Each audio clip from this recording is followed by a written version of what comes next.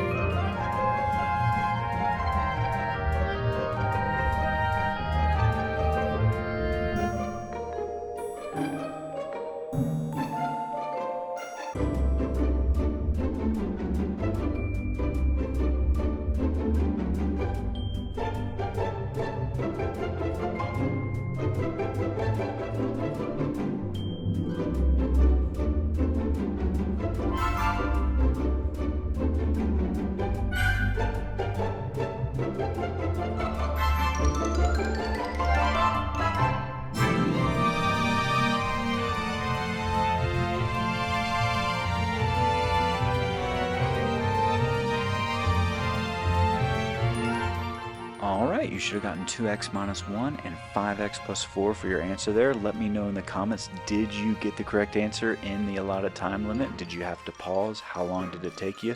I'd love to know. Hit that like button, hit the subscribe button for the next video. I'm also going to leave a link to a playlist explaining this process in detail with a few other videos, and I'm also going to leave a link to the next video in this series. I hope to see you there.